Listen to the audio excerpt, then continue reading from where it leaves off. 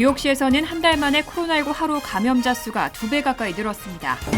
연방정부 차원의 지원이 급격히 축소되고 있는 가운데 뉴욕시가 630만 개의 코로나19 자가 진단키트를 무상 공급한다고 밝혔습니다. 물가가 좀처럼 잡히지 않으면서 소비자들은 필수품 지출까지 줄이고 있습니다. 지난 2월 뉴욕에서 3시간 동안 7명의 아시아 여성을 폭력적으로 공격한 사건의 용의자가 혐오 범죄로 기소됐습니다. 오는 6월 치러지는 뉴저지 예비선거 후보 등록이 마감됐습니다. 뉴저지 팰리세이즈 팍에서는 한인 후보들이 대거 출사표를 던졌습니다. 이상은 이 시각 주요 뉴스입니다.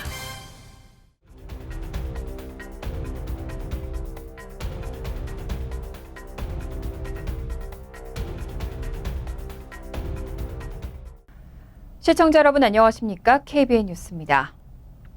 미국에서도 오미크론의 또 다른 변이인 BA.2, 일명 스텔스 오미크론의 비중이 72%까지 상승했습니다. 그래도 아직까지 전체적인 코로나19 상황은 안정적인데 예외적으로 북동부 대다수 지역에서는 확진자가 증가하는 추세를 보이고 있습니다. 로이터 통신에 따르면 질병통제예방센터는 지난달 27일에서 이달 2일 기준 미국의 코로나19 신규 확진자 가운데 BA.2 변이 감염자 비중을 72.2%로 추정했습니다. 오미크론 유행이 한창이던 지난 1월 9일에서 15일에는 BA.2 변이의 비중이 0.2%에 불과한 것으로 추정됐지만 3월 6일에서 12일에는 27.7%, 3월 13일에서 19일에는 42.4%로 상승한 데 이어 3월 20일에서 26일에는 57.3%로 올라서며 우세종이 됐습니다. 아시아와 유럽 일부 국가에서는 BA.2가 퍼져나가면서 코로나19가 재확산되고 있습니다. 이에 따라 몇 주의 시차를 두고 유럽의 코로나19 유행 동향을 따라가는 추세를 보여온 미국에서도 또다시 코로나19가 급증하는 것이 아니냐는 우려가 제기돼 왔습니다. 하지만 아직까지 미국의 코로나19 상황은 안정적인 모습을 보이고 있습니다. 뉴욕타임즈의 자체 집계에 따르면 3일 기준 미국의 7일간의 하루 평균 신규 코로나19 확진자는 2주 전보다 9% 감소한 28,088명에 그쳤습니다.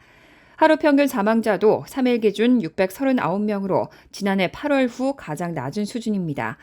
다만 뉴욕과 매사추세츠, 뉴저지 등 북동부의 대다수 지역에서는 최근 2주 새 확진자가 30% 이상 증가하는 등 상승세가 나타나고 있습니다.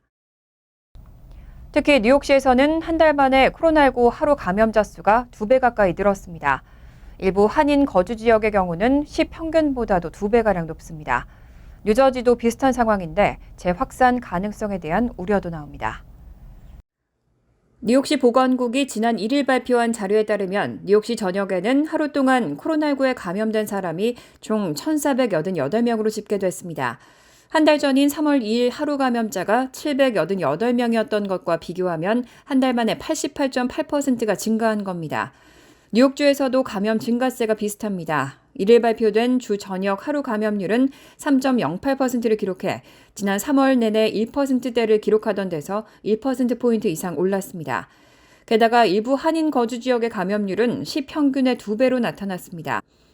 시 보건국에 따르면 베이사이드, 더글라스턴, 리들렉 등 지역의 지난 7일 평균 하루 감염률은 4% 후반대로 시 전역 평균 2% 중반대의 2배 수준입니다. 뉴저지주 상황도 비슷합니다. 지난주 필 머피 뉴저지 주지사는 최근 0%대를 유지했던 코로나19 전파율이 지난달 30일 1.01%를 기록했다고 전했습니다. 1%를 넘는 것은 감염이 확산될 가능성이 있다는 걸 의미합니다. 하지만 머피 주지사는 감염 시 위험도는 예전보다 크게 낮아졌다고 설명했습니다. 의료보험 미가입자에 대한 연방정부의 코로나19 검사와 치료비 지원이 중단됐죠. 연방정부 차원의 지원이 급격히 축소되고 있는 가운데 뉴욕시가 630만 개의 코로나19 자가 진단키트를 무상 공급한다고 밝혔습니다. 지난 1일 에릭 애담스 뉴욕시장은 4월 한 달간 커뮤니티 기관과 교회 등 종교기관, 지역 도서관, 선출직 정치인 사무실 등 2,500개가 넘는 기관 및 단체를 통해 코로나19 자가 진단키트 630만 개를 무상으로 공급할 계획이라고 발표했습니다. 최근 연방정부는 예산 소진으로 의료보험 미가입자에 대한 코로나19 검사와 치료비 지원을 중단한 바 있습니다. 이와 관련해 아담스 시장은 지금은 코로나19 검사와 치료, 백신 접종 등 대응을 축소할 때가 아니라고 지적하고 연방정부 차원의 조속한 지원 재개를 촉구했습니다. 뉴욕시에 따르면 4월 현재까지 뉴욕시가 공급한 코로나19 자가 진단키트는 공립학교 700만 개를 포함해 1,100만 개가 넘습니다. 아담스 시장과 시 보건당국자들은 이날 연방의회가 코로나19 응급지원을 위한 150억 달러 규모의 연방 지원금 승인을 서둘러 줄 것을 촉구했습니다. 뉴욕시에 따르면 연방의회의 지원금 승인 지연으로 백신 및 치료제 공급에 차질이 생기는 것은 물론이고 무보험자를 위한 백신 접종과 검사, 치료가 중단되고 새로운 변이에 대한 백신 개발 및 공급 능력 상실 등이 우려되고 있습니다. 질병통제예방센터가 전면적인 구조조정에 착수합니다. 시스템을 현대화하기 위해서 앞으로 한 달 동안 전면적인 검토와 평가 작업이 이루어질 예정입니다. 로셸 월런스키 CDC 국장이 시스템 현대화와 미래를 위한 변화 차원에서 CDC가 향후 1개월간 전면적인 검토와 평가를 거칠 것이라고 밝혔습니다. 월런스키 국장은 어제 직원들에게 보낸 이메일에서 지난해 CDC 안팎에서 받은 피드백, 팬데믹에서 얻은 교훈 등에 비춰볼 때 지금이야말로 공중보건의 미래를 뒷받침하기 위해 CDC가 한 걸음 뒤로 물러서서 전략적으로 자리매김해야 할 때라고 말했습니다. CDC에 대한 검토 평가 작업은 오는 11일부터 짐 맥러 미 보건자원서비스국 국장대리 주도로 이뤄집니다. 월런스키 국장은 이번 검토 평가의 초점이 공중보건 인력과 데이터의 현대화, 의료 형평성과 질병 창궐에 대한 신속한 대처 등 CDC의 핵심 역량에 맞춰질 것이라고 전했습니다. 이런 집단적 노력을 거쳐서 CDC가 재정비 계획을 마련하고 새롭게 탈바꿈할 것이라는 설명입니다. 뉴욕타임스는 CDC의 기반 시설이 미국 공중보건 시스템과 함께 수십 년에 걸쳐 서서히 방치됐고 이런 상황에 코로나19 팬데믹이 CDC에 유례없는 도전으로 작용했다고 분석했습니다.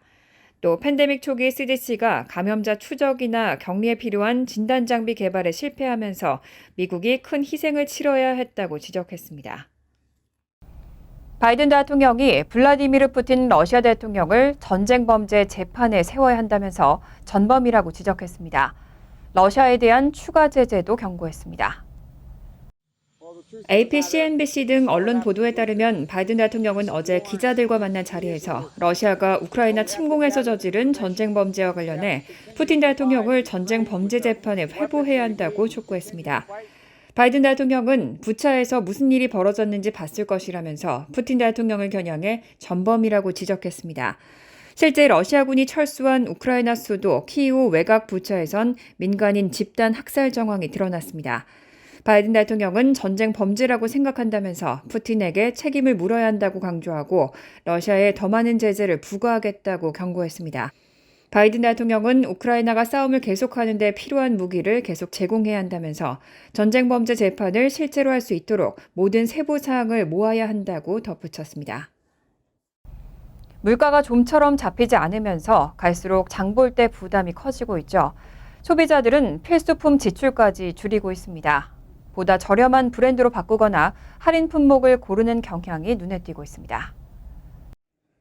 월스트리트저널 보도에 따르면 휘발유에서 생활용품까지 모든 비용이 치솟자 미국 소비자들은 보다 저렴한 브랜드로 바꾸거나 할인 품목을 고르고 소량 구매하는 방식으로 필수품을 구매하고 있습니다. 분석가들과 소매업체들은 특히 저소득층 소비자들 사이에서 이런 경향이 두드러지고 있다고 분석했습니다. 우크라이나 전쟁으로 인한 석유 및 상품 시장의 혼란으로 미국의 지난 2월 물가 상승률은 7.9%까지 올라 40년 만에 최고 수준을 기록했습니다. 시장 조사기관 IRI의 크리슈나 쿠마르 대비 전략 분석 담당 사장은 소비자들이 한동안 공경에 빠졌다며 더 많은 비용을 지불하는 것을 감당할 수 없기 때문에 장바구니에서 일부 품목을 떨어뜨리기 시작했다고 진단했습니다. 또 식료품 업계 경영진은 소비자들이 가격에 더욱 민감해지면서 일부 제품을 매장 자체 브랜드로 바꾸고 스테이크 대신 간 쇠고기 같은 더 저렴한 품목을 찾고 있다고 전했습니다. IRA 조사에서도 2월 마지막부터 3월 둘째 주까지 식료품 시장에서 유통사 자체 브랜드의 점유율이 오른 것으로 나타났습니다. 지난 2월 뉴욕에서는 한 남성이 3시간 동안 7명의 아시아 여성을 폭력적으로 공격한 사건이 발생했는데요. 지난 2일 용의자가 체포됐는데 혐오 범죄 3급 폭행과 강제 추행 혐의로 기소됐습니다. AFP 통신에 따르면 어제 엘빈 브래그 맨하튼 지방검사는 지난달 27일 오후 6시에서 9시 사이에 맨하튼 섬 동부와 중부 지역에서 여성들을 폭행하고 구타한 28세 스티븐 자존크를 기소했습니다. 브래그 검사는 자존크가 7명의 아시아 여성을 선택적으로 매복해 공격했고 일부는 뒤에서 가격했다고 설명했습니다. 이어 반아시아 혐오로 촉발된 뉴욕 여성 7명에 대한 공격은 아시아계 미국인 사회가 직면한 또 다른 공포를 일깨워준다고 지적했습니다. 피해자들은 모두 얼굴을 다쳤고 한 명은 뇌진탕으로 입원했는데 피해자 가운데 한국계 미국인이 있는지는 파악되지 않았습니다.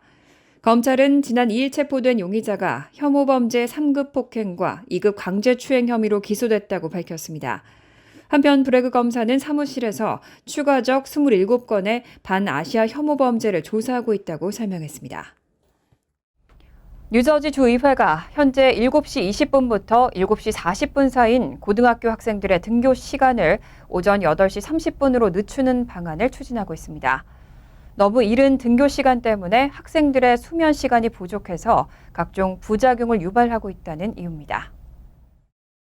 뉴저지 주 상원 교육위원회는 지난주 크레이 컬린 상원 의장 등이 상정한 고교 등교 시간 조정 법안을 통과시켰습니다. 이 법안의 주요 내용은 현재 오전 7시 20분부터 7시 40분 사이인 등교 시간을 오전 8시 30분 이후로 조정하는 겁니다. 청소년들의 수면과 건강에 대한 각종 연구에서 고교생들의 평균 취침 시간이 밤 11시 정도로 나오는 만큼 현재 등교 시간이 바람직하지 않다는 이유입니다. 컬린 상원의장 등은 현재 고교생들 중 상당수가 스쿨버스 이용과 등교 시간을 맞추기 위해 오전 6시 정도에 일어나고 있다며 이렇게 일찍 일어나서 수업을 받게 되면 학습 의욕이 떨어지고 우울증과 분노를 유발시킬 수 있어 학교 내 폭력 등 각종 부작용을 일으킬 수 있다고 지적했습니다. 또 코로나19 사태로 인해 오랜 기간 원격 수업을 받던 학생들이 이른 시간에 등교하면서 최근 청소년들의 정신건강이 크게 악화됐다는 점도 이유로 꼽혔습니다. 실례로 지난 2월 한 달 동안 뉴저지주 어린이 가족 핫라인에 걸려온 전화 상담 건수는 14,000건으로 월간 기준 최다를 기록했고 자살과 우울증 등 신고를 받았을 때 긴급 출동하는 상담 전문가의 배치 건수도 1년 전 2,582건에서 올해는 4,201건으로 크게 늘었습니다. 오는 6월 치러지는 뉴저지 예비선거 후보 등록이 마감됐습니다. 뉴저지 팰리세이즈팍은 한인 후보들이 대거 출사표를 던지면서 한인타운 1번지를 다시 증명했습니다. 어제 마감된 뉴저지 예비선거 등록 결과 팰리세이즈팍은 민주당 시장 후보를 놓고 크리스정 현 시장과 민주당의 공천을 받은 폴킴 의원의 대결이 확정됐습니다. 두 후보는 어제 각각 후보 등록을 마치고 본격적인 캠페인에 돌입했습니다.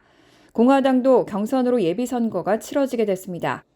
스테파니장 의원과 글렌 폴로타 후보가 시장에 도전합니다. 민주공화 양당의 예비선거에서 승리한 후보들은 11월 본선거를 통해 시장 당선자를 결정하게 됩니다.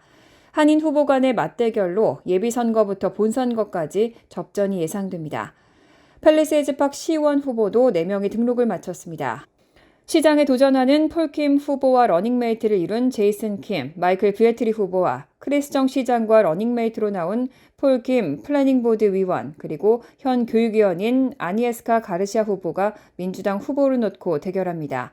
공화당은 우윤고, 원유봉 후보, 그리고 프리실라 수에로 후보가 등록을 마쳐 3명 중 2명이 뽑히게 됩니다. 간추린 소식입니다. 국무부가 사이버 안보 문제를 담당하는 사이버 공간 및 디지털 정책국을 공식 출범했다고 밝혔습니다. 이 조직은 사이버 공간, 디지털 기술 정책과 관련된 국가안보 과제와 경제적 기회 등을 담당하며 상원 인준을 거쳐야 하는 대사급이 국장을 맡게 됩니다. CNN은 러시아와 중국이 인터넷에서 점점 더 권위주의적인 특징을 각인시키려는 시점에 디지털 관리 문제를 미국 외교 정책의 본질적 부분으로 만들려는 시도라고 평가했습니다. 뉴저지 주 상원 노동위원회는 최근 주정부가 시행하고 있는 일시 장애와 유급 가족병가 지원금 혜택을 한 주에 줄 수 있는 최대 상한액을 $993에서 $1,206로 올리는 법안을 통과시켰습니다. 법안이 주 상원을 통과해 주지사 서명을 거치게 되면 연수입 $60,000에서 $73,000 정도를 버는 중산층 근로자는 일시 장애와 가족 병환 등으로 일을 못하게 될 때 1년 기준으로 $10,000 정도의 지원금을 더 받을 수 있게 됩니다. 뉴저지주는 현재 일시장애와 가족병가 지원금을 근로자가 받는 정상급여의 최대 85%까지만 받을 수 있게 하고 있습니다. 지난달 퀸즈 소재 한 피자 가게 앞에서 강도들이 휘두른 칼에 찔려 부상을 입은 장은희 씨를 돕기 위한 고펀드미 모금이 시작됐습니다. 민권센터의 도움으로 시작된 모금은 시작 사흘 만인 오늘 오후 기준 9만 2천여 달러가 모아졌습니다. 민권센터에 따르면 사건 직후 귀가한 장 씨는 등에서 심하게 피가 흐른다는 집주인의 말을 듣고서야 본인이 칼에 찔린 것을 알고 병원으로 갔습니다. 상처 부위 수술을 받았지만 이를 못 가게 될 것이 두려워 병원을 나왔고 바로 다음 날 출근했습니다. 민권센터는 한인들의 더 많은 관심과 기부 동참을 당부했습니다. 뉴욕 뉴저지의 제83회 한국어 능력시험 날짜가 7월 9일로 확정됐습니다. 한국어 능력시험은 한국어를 모국어로 하지 않는 외국인 및 재외 동포를 대상으로 한국어 사용 능력을 측정평가하는 국가시험이고 국립국제교육원이 주관합니다. 올해 시험 장소는 뉴욕은 뉴욕 한인회관, 뉴저지는 체리힐에 위치한 남부 뉴저지 통합 한국학교로 정해졌습니다. 시험 접수는 4월 11일부터 30일까지 뉴욕 한국교육원 홈페이지에서 할 수 있습니다. 환율과 증권 소식입니다.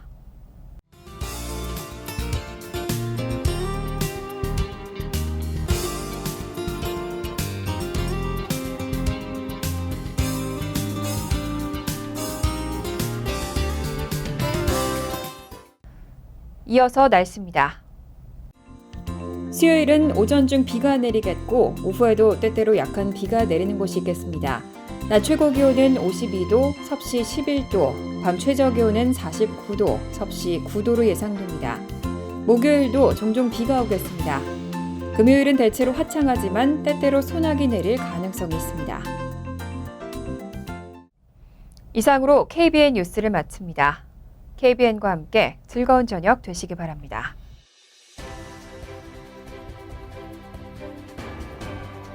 미 동부 최대 한인방송 KBN이 제작하는 KBN 뉴스는 웹사이트 mykbn.com 그리고 유튜브와 페이스북에서 다시 보실 수 있습니다. 좋아요, 구독, 알림 설정은 뉴스 제작에 큰 도움이 됩니다.